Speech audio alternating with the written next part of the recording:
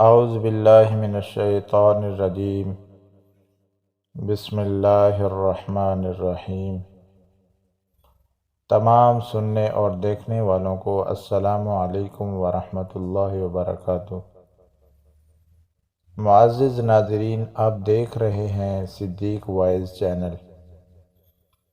اللہ عز و جل نے انسانوں کی ہدایت و رہنمائی کے لیے انبیاء علیہ السلام کو بھیجا اور انبیاء کرام کو مختلف صحیفے کتابیں عطا کی۔ آخری نبی محمد مصطفیٰ صلی اللہ علیہ وسلم کو قرآن مجید عطا کیا۔ قرآن مجید رہتی دنیا کے لیے مکمل ہدایت اور روشن کتاب ہے۔ قرآن مجید میں جہاں اللہ تبارک و تعالی نے انسانوں کی ہدایت و رہنمائی کے لیے مکمل واضح احکامات نازل کیے، وہاں ماضی کے قصوں کے ذریعے انسان کی تعلیم فرمائی۔ ان قصوں میں بڑی عبرت و نصیحت ہے۔ اگر کوئی ان قصوں سے عبرت و درس حاصل کرنا چاہتا ہے تو اس کے لیے بہت بڑا سامان ہے، اور اگر کوئی ان واقعات کو محض کہانی سمجھ کر سنے اسے کچھ بھی ہدایت نہیں ملتی۔ اس واقعے کو اللہ عز و جل نے اپنی عجیب و غریب نشانیوں میں سے ایک نشانی قرار دیا ہے، کیونکہ اس واقعے میں بہت حکمتیں اور نصیحتیں ہیں۔ اس واقعے میں ان لوگوں کے لیے ایک بہترین مثال موجود ہے جو اپنے دین عقیدے کی حفاظت کے لیے اپنا وطن، عزیز رشتہ دار، دوست، احباب وغیرہ چھوڑ دیتے ہیں، کیونکہ اصحاب کہف چند نوجوان مسلمان تھے جو بت پرست بادشاہ سے اپنے دین کی حفاظت کے لیے سب کچھ چھوڑ کر ایک غار میں پناہ لیے ہوئے تھے۔ اللہ تعالیٰ نے اس قصے کا ذکر قرآن مجید میں 15ویں پارے کی سورۃ الکہف میں اس کا ذکر فرمایا ہے۔ اس واقعے میں بھی ایمان والوں کے لیے بلکہ ہر ذی شعور شخص کے لیے درس و عبرت موجود ہے، جہاں مختصر آپ کے سامنے میں بیان کرنے کی کوشش کروں گا۔ سب سے پہلے اس وادی کے بارے میں سنتے ہیں جہاں وہ حضرات پناہ گزیر تھے۔ تفسیر خازن میں حضرت عبداللہ بن عباس رضی اللہ تعالی عنہم روایت کرتے ہیں، جس وادی میں اصحاب کہف موجود تھے اس وادی کا نام وادی رقیم تھا۔ اصحاب کہف کے متعلق مختلف اقوال ہیں، لیکن قوی قول یہ ہے کہ اصحاب کہف کی تعداد 7 ہے۔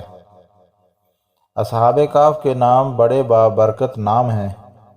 بزرگان دین نے ان ناموں کے بہت سارے فوائد و خواص بیان کیے ہیں، جن میں سے چند ذکر کرتا ہوں۔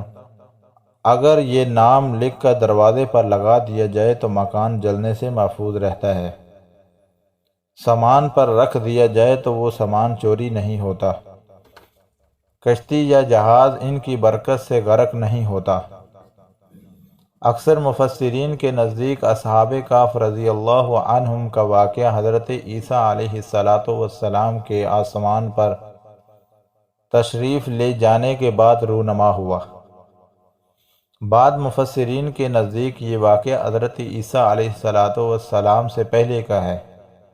اس کا ذکر اہل کتاب کی مذہبی کتابوں میں موجود ہے، اور اسی وجہ سے یہودیوں نے بڑی توجہ کے ساتھ ان کے حالات محفوظ رکھے۔ بہرحال یہ واقعہ کس زمانے میں بھی رونما ہوا، اس کا اصل حقیقت تو اللہ تعالیٰ ہی بہتر جانتا ہے۔ چنانچہ مفسرین کے بیان کے مطابق اصحاب کہف اسوس نامی ایک شہر کے شرفاء معززین میں سے ایماندار لوگ تھے۔ ان کے زمانے میں دیانوس نامی شخص جو نہایت ہی ظالم اور جابر تھا، لوگوں کو بت پرستی کی طرف مجبور کرتا، اور جو شخص بت پرستی پر راضی نہ ہوتا اسے قتل کروا دیتا۔ اس بادشاہ سے اپنا ایمان بچانے کے لیے اصحاب کہف بھاگے اور پہاڑ میں غار کے اندر پناہ گزیر ہو گئے، وہاں سو گئے اور 300 برس سے زیادہ عرصہ تک اسی حال میں رہے۔ بادشاہ کو جب معلوم ہوا کہ وہ حضرات اس غار کے اندر موجود ہیں تو بادشاہ نے حکم دیا ایک سنگین دیوار کھینچ دی جائے تاکہ وہ اس کے اندر ہی مر جائیں اور وہیں ان کی قبر بن جائے، یہی ان کی سزا ہے۔ حکومتی عملے میں یہ کام ہو گیا۔ یہ کام جس آدمی کے سپرد کیا گیا وہ آدمی نیک تھا۔ اس نے ان حضرات کے نام، تعداد اور پورا واقعہ ایک تختی پر لکھ دیا اور تانبے کے صندوق میں دیوار کی بنیاد کے اندر محفوظ کر دیا، اور یہ بھی بیان کیا گیا ہے کہ اسی طرح کی ایک اور تختی شاہی خزانے میں بھی محفوظ کرا دی گئی۔ کچھ عرصہ بعد دیانوس ہلاک ہو گیا، زمانہ بدل گیا، بادشاہیں بدل گئیں، یہاں تک کہ ایک نیک بادشاہ رونما ہوا جس کا نام بیابوس تھا۔ اس بادشاہ نے 60 سال سے زیادہ حکومت کی۔ اس کے دور حکومت میں ملک میں فرقہ بندی پیدا ہوئی اور بعض لوگ مرنے کے بعد اٹھنے اور قیامت کے آنے کے منکر ہو گئے۔ بادشاہ ایک خالی مکان میں بند ہو گیا اور اس نے گریہ زاری سے اللہ تعالیٰ کی بارگاہ میں دعا کی کہ یا رب، کوئی ایسی نشانی ظاہر فرما جس سے مخلوق کو مردوں کے اٹھنے اور قیامت کے آنے کا یقین ہو جائے۔ اسی زمانہ میں ایک شخص نے اپنی بکریوں کے لیے آرام کی جگہ حاصل کرنے کے واسطے اسی غار کو تجویز کیا اور کچھ لوگوں کو ساتھ مل کر دیوار کو گرا دیا۔ دیوار گرانے کے بعد کچھ ایسی ہیبت طاری ہوئی، گرانے والے سب بھاگ گئے۔ اصحاب کہف اللہ تعالیٰ کے حکم سے اٹھے تو دیکھا ان کی طبیعت خوش اور زندگی کی تر و تازگی موجود۔ ایک دوسرے کو سلام کیا، نماز کے لیے کھڑے ہو گئے۔ نماز سے فارغ ہو کر ان میں سے ایک شخص کو سب نے مقرر کیا کہ آپ جائیں اور بازار سے کچھ کھانے کے لیے لائیں، اور یہ بھی خبر لائیں کہ دیانوس بادشاہ کا ہم لوگوں کے بارے میں کیا ارادہ ہے۔ وہ بازار میں گئے تو انہوں نے شہر پناہ کے دروازے پر اسلامی علامات دیکھیں اور وہاں نئے نئے لوگ پائے۔ یہ دیکھ کر اس کو تعجب ہوا اور کہنے لگا، یہ کیا معاملہ ہے؟ کل تک تو کوئی شخص اپنا ایمان ظاہر نہیں کر سکتا تھا، جبکہ آج اسلامی علامتیں شاہ پناہ پر ظاہر ہیں۔ پھر کچھ دیر بعد آپ تندور کی دکان پر چلے گئے اور کھانا خریدا۔ پھر اس سے دکان والے کو دیانوسی سکے روپیہ دیا جس کا رواج صدیوں سے ختم ہو گیا تھا، اور اسے دیکھنے والا بھی کوئی باقی نہ رہا تھا۔ بازار والوں نے خیال کیا کہ کوئی پرانا خزانہ ان کے ہاتھ آ گیا ہے، چنانچہ وہ اس شخص کو پکڑ کر حاکم شہر کے پاس لے گئے، لیکن حاکم شہر شخص جو ہے وہ نیک تھا۔ اس نے بھی ان سے دریافت کیا کہ خزانہ کہاں ہے۔ انہوں نے کہا، کہیں بھی نہیں، وہ روپیہ میرا اپنا روپیہ ہے۔ حاکم نے کہا، یہ بات کس طرح قابل یقین نہیں، کیونکہ اس میں جو سال لکھا ہے وہ 300 سال سے بھی زیادہ عرصے کا ہے، اور آپ نوجوان ہیں، ہم لوگ بوڑھے ہیں، ہم نے کبھی یہ سکہ دیکھا تک نہیں۔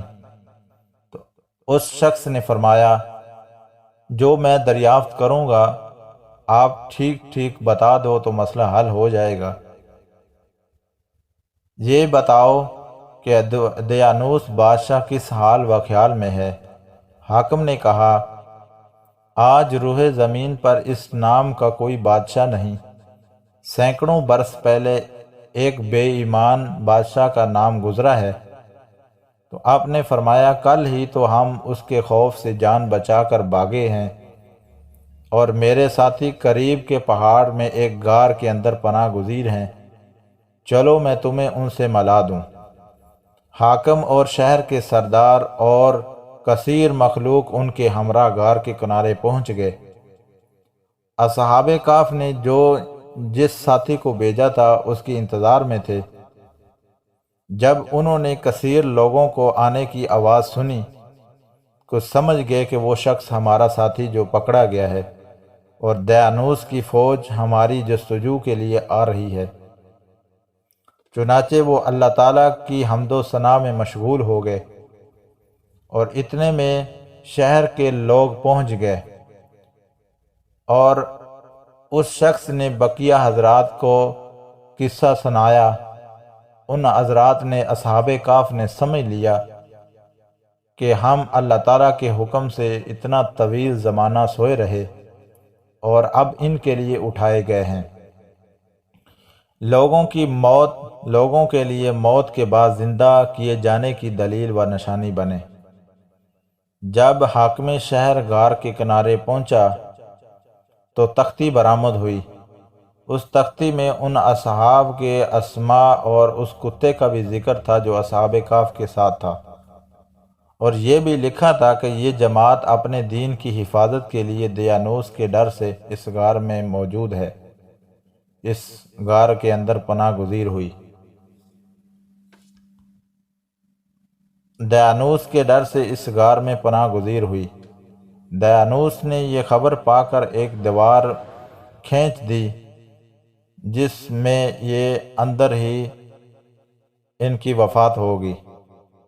ہم یہ حال اس لیے لکھ رہے ہیں تاکہ جب کوئی یہ غار کھولے تو لوگوں کو ان کے حال پر مطلع ہو جائیں۔ یہ تختی پڑھ کر سب کو تعجب ہوا، اور لوگ اللہ تعالیٰ کی حمد و ثنا بجا لائے کہ اس نے ایسی شان ظاہر فرمائی جس سے موت کے بعد اٹھنے کا یقین حاصل ہوتا ہے۔ حاکم شہر نے اپنے بادشاہ کو واقعے کی اطلاع دی، چنانچہ بادشاہ بھی بقیہ معززین اور سرداروں کو لے کر حاضر ہوا اور شکر الہی کا سجدہ بجا لایا کہ اللہ تعالیٰ نے اس کی دعا قبول کی۔ اصحاب کہف نے بادشاہ سے معانقہ کیا اور فرمایا، اللہ تعالیٰ ہم تمہیں اللہ تعالیٰ کے سپرد کرتے ہیں، والسلام علیکہ ورحمۃ اللہ وبرکاتہ۔